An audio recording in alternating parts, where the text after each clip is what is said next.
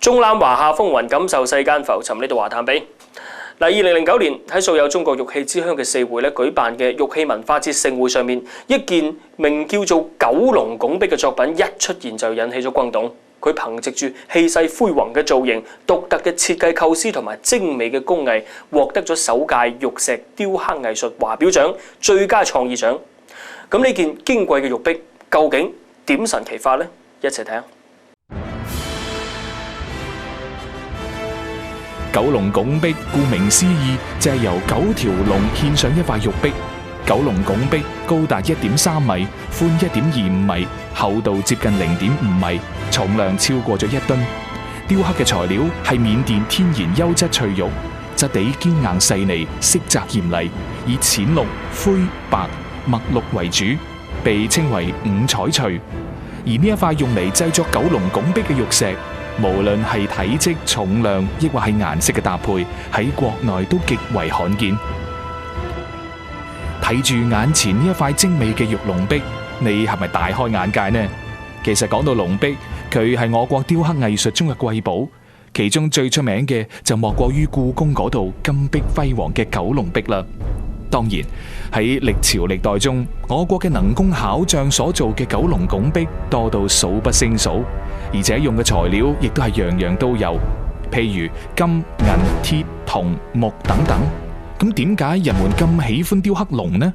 呢個就要從龍對於中華民族嘅特殊意義講起啦。我哋都知道龍係華夏民族嘅精神圖騰，不過想要了解龍圖騰，就要先知道人們點解會崇拜動物。原因就係喺以狩獵經濟為主要生活來源嘅時代，人們希望自身具備動物嘅力量。然而，任何一種真實存在嘅生物都不可避免咁存在住局限性。例如，鷹雖然能夠喺空中翱翔，不過就無法喺水中游玩；鯊魚雖然兇猛，對於奔跑嘅小鹿亦只能夠望而輕嘆等等。於是，追求強健同多能嘅人們就幻想出咗一個個超越一切生物之上嘅動物，並且將佢作為神靈或者祖先去崇拜。咁作為中華民族嘅圖騰龍，佢嘅形象又係點樣產生嘅呢？據講，龍起源於伏羲時。據神話傳說就話，伏羲同女媧都係人首蛇身，而蛇就係龍嘅原型。當然，龍作為一種圖騰，並唔存在於現實生活中。佢係綜合咗好多生物嘅特徵：蛇身、獸腿、鷹爪、馬頭、魚尾、六角、魚鱗、離鬚。據考證，龍圖騰嘅由來係同原始部落不斷嘅征戰有關嘅。喺漫長嘅歷史中，部落同部落之間對抗、吞併、聯合，並且將戰勝嘅部落圖騰上嘅一部分添加到自己嘅圖騰上。久而久之，經過咗不斷吸收同充實，龍嘅特徵亦就越嚟越多啦，形象日益複雜同威武莊嚴，最後形成咗完整嘅龍圖騰，並且成為咗呢個華夏民族所信奉崇拜嘅標誌。正係因為龍係以勝利者同神嘅姿態存在嘅，人們就將各種高超嘅本領同優秀嘅品質都集中咗喺龍嘅身上。龍唔單止驍勇善戰，而且智慧威嚴，唔只能夠預見未來，仲係地位、富裕同吉祥嘅象徵。以龍為榮，以龍為尊，喺中國封建社會入邊，更係達到咗極致。龍被進一步賦予咗神秘嘅色彩同奇特嘅作用，以致成為咗皇帝嘅象徵，即係所謂真龍天子。所以歷代帝王都喜歡喺器皿、服飾、用具上以龍為裝飾，而表示受於天命，代天而治。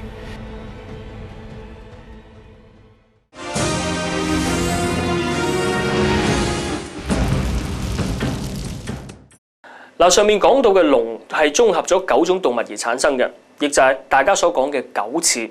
其實九翅象徵住九州，而九州又代表咗中國。呢9種動物共同組成咗龍，分開係物，合起身係神。因此，我國又有神州之稱。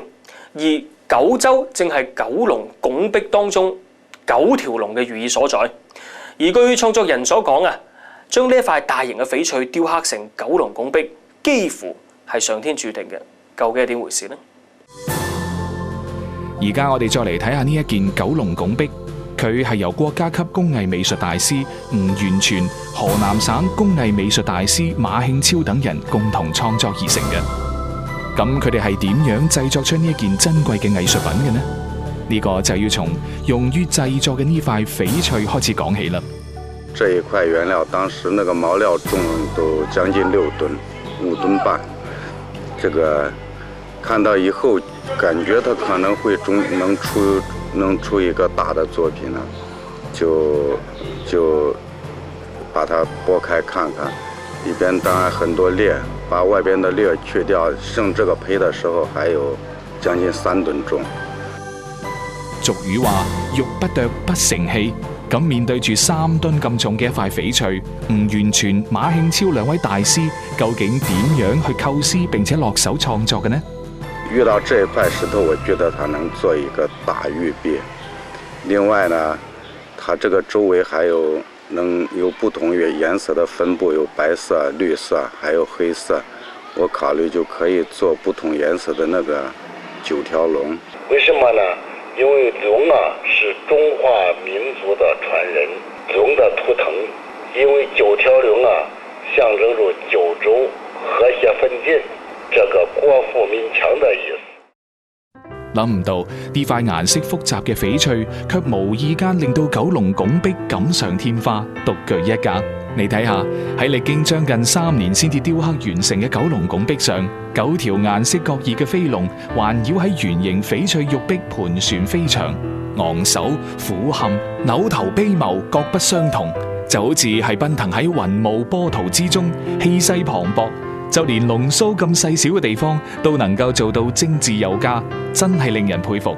當然，要創作出如此完美嘅一塊玉璧，其中嘅艱辛係我哋外人所無法想象嘅。29個月，870多個日夜，漫長的雕刻過程中，這個手被擊緊、劃傷，這個眼睛被那個石渣刺傷，也有很多刺。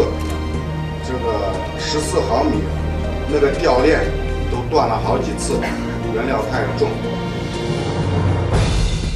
真係功夫不負有心人，難怪九龍拱璧一面世就得到咗國內專家一致嘅肯定同觀者嘅驚嘆。下邊我哋就嚟聽下九龍拱璧作品評析會現場專家係點講嘅。所以這件作品呢，它的大現在做是1噸多了吧？做完了是1噸多，做的時候是2噸多。像這麼大的翡翠，這麼完整的翡翠，不多見。也就是說，玉質好，設計高，工藝美，寓意深。也就是說，一個真品。俗語話：寶劍鋒從磨礪出，梅花香自苦寒來。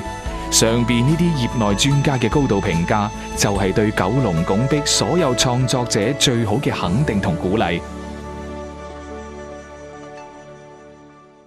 嗱，據了解，九龍拱璧呢一塊玉璧咧，經過咗多位專家嘅鑑定，最終估價至少係1200幾萬以上。嗱，通過呢個價格，我哋亦都可以睇出咧呢塊玉璧嘅巨大價值。俗語都有話：黃金有價，玉無價。嗱，冇錯，作為09年國慶60週年嘅獻禮作品，九龍拱璧嘅寓意係富貴祥和、團結久安。